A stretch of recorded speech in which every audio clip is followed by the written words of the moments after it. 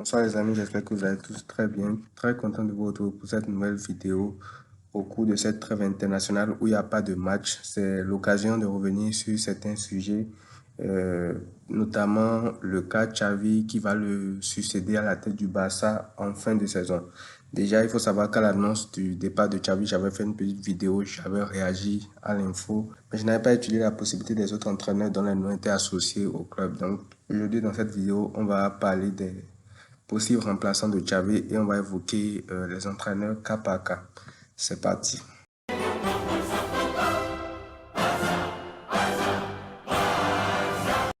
Alors, sans plus tarder, on va rentrer dans le vif du sujet. On va commencer par le premier entraîneur parce que je vais procéder par élimination. Je vais partir des plus improbables aux plus probables. Donc, je vais m'attarder sur les deux candidats qui se dégagent vraiment, mais les autres, je vais rapidement donner des raisons qui font que je ne pense pas qu'ils soient les candidats idéaux pour le Barça. Déjà, on va commencer par Sergio Conceição, l'entraîneur actuel du FC Porto. Et je pense que c'est quasiment impossible pour lui de venir au Barça parce que c'est pas pour le dénigrer, mais c'est pas un entraîneur qui est du standing du Barça. Je pense aussi qu'avec la pression qu'a Laporta, avec le bon mercato que fait le Real Madrid, Mbappé qui va venir l'année prochaine et tout, Laporta ne va pas aller jusqu'à recruter un coach comme Sergio Conceição, même si ce n'est pas du tout un mauvais coach.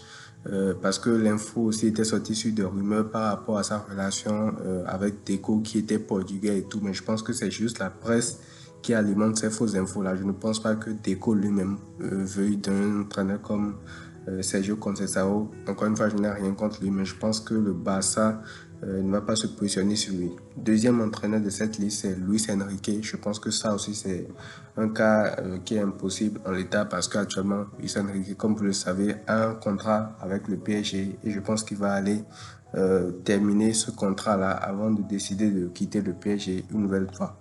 Troisième entraîneur de cette liste-là, c'est Mikel Arteta, l'entraîneur actuel de Arsenal. Son nom aussi était sorti en temps quand il y avait des rumeurs qui s'intensifiaient et tout. Je pense aussi que ça aussi, c'est peu probable que ça se fasse parce que il est sous contrat avec Arsenal. Je ne sais pas combien de temps il reste, mais ça me paraît quand même improbable que Arteta quitte un projet comme Arsenal qui est en train de vouloir donner les fruits et revenir construire un nouveau projet avec le Barça.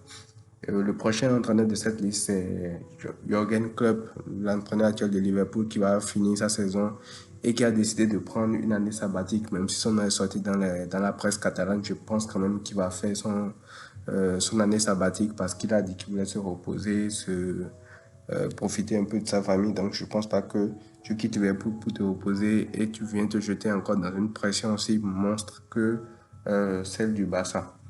Le prochain entraîneur de la liste, c'est Thomas Tuchel. Alors, Thomas Tuchel, c'est un entraîneur qui est actuellement au Bayern Munich. Et il a une bonne carrière quand même, mais sa particularité, c'est que c'est pas un coach qui s'instaure dans la durée. C'est plus un coach qui part de manière très difficile et tout. Il n'est pas trop stable et on ne peut pas l'inscrire en fait dans la durée. Parce que quand on prend par exemple les derniers clubs qu'il a fait, il y a le PSG, il y a Chelsea et il y a le Bayern Munich. La plus longue durée qu'il ait faite sur les trois derniers clubs qu'il a parcouru, c'est 2 ans. Il a fait 2 ans au PSG, soit de 2018 à 2020. À Chelsea, il n'a fait qu'une demi-saison ou une saison à la rigueur parce qu'il est venu après Frank Lampard et il a remporté la Ligue des Champions. Ensuite, il est allé au Bayern Munich qu'il a ramené en cours de saison environ Nagelsmann.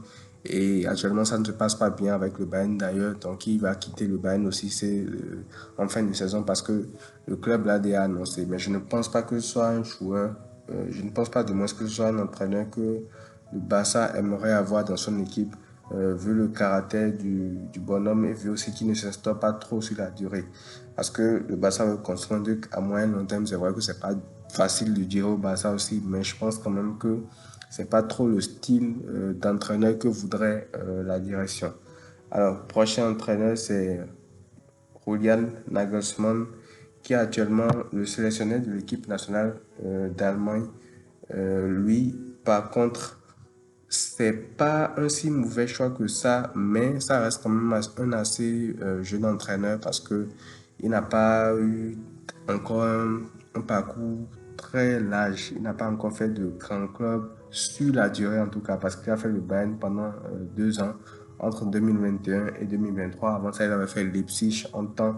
Et après, il est passé maintenant en équipe nationale d'Allemagne. Après, Hansi Flick, pour l'instant, on ne peut pas encore trop juger ce qu'il fait avec l'Allemagne et tout. Avec le Bayern, ça s'était pas trop bien passé parce qu'il est parti aussi après être viré et tout. Donc, Nagelsmann aussi, je ne pense pas que ce soit un entraîneur qui cadre avec ce que le Barça recherche et tout. Encore que actuellement il est sous contrat avec l'équipe nationale d'Allemagne. Je pense qu'il est assez impliqué dans ce projet-là et qu'il voudra rester là-bas.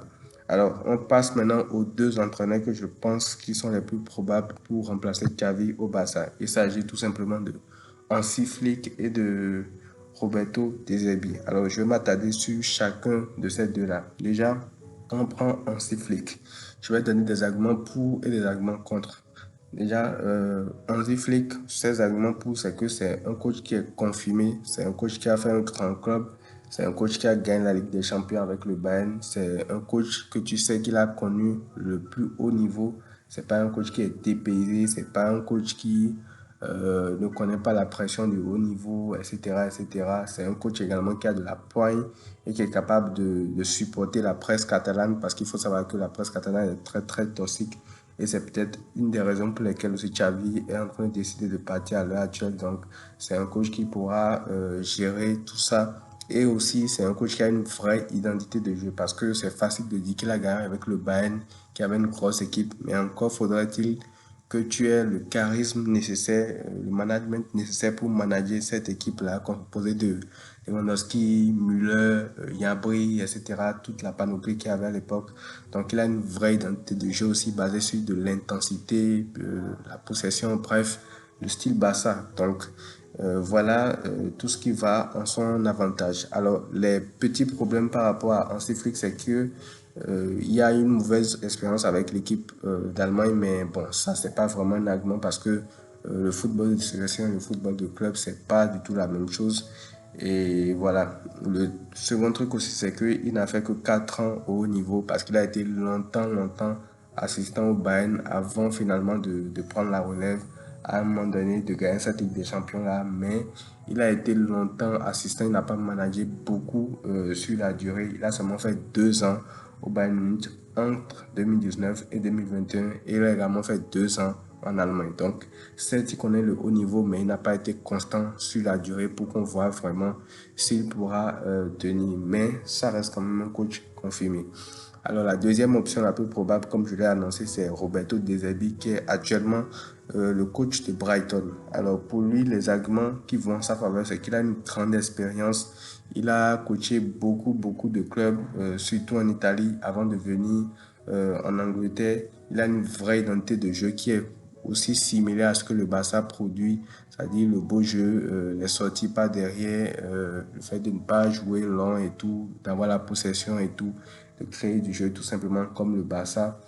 Et aussi, c'est un coach qui développe assez les jeunes joueurs. Et quand on sait qu'au Barça, la Masia est très importante dans la philosophie du club, dans ce que le club veut imprimer, veut montrer au monde, c'est un coach qui va vraiment continuer dans ces valeurs-là. Parce qu'actuellement, Xavi a lancé beaucoup de jeunes, Fermin Lopez, Pau Kubasi, Lamine Yamal et tout.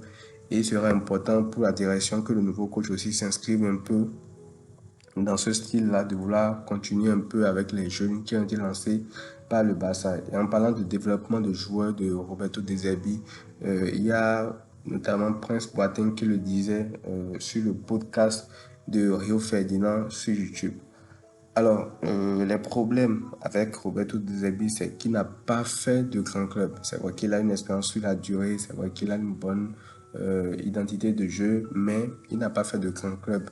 Rapidement, son parcours depuis quelques années, c'est Palerme en Italie, Calcio, Sassuolo, le Shakhtar, et puis finalement, il est arrivé à Brighton actuellement, même si ce qu'il fait est extraordinaire, c'est pas vraiment un club donc qui a beaucoup d'exigences et il n'a pas la connaissance du haut niveau, il n'a pas la connaissance de la culture de cette exigence-là au quotidien, de la presse qui va le harceler tout le temps. Donc, c'est les petits bémols qu'on se demande par rapport à lui. Est-ce qu'il pourra tenir dans un environnement médiatique aussi toxique que celui du Barça? Donc, voilà encore la petite liste d'entraîneurs que le Barça convoite pour remplacer Xavi cet été. Comme je l'ai dit, les deux les plus probables sont Hansi Flick et Roberto De Zerbi. J'ai donné les arguments pour et contre pour chacun des deux.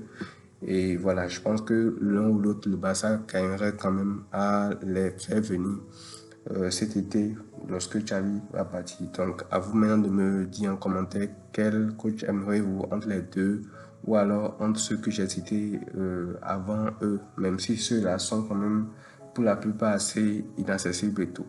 Donc voilà, c'est tout pour cette vidéo. Prenez tout soin de vous les amis et à très vite.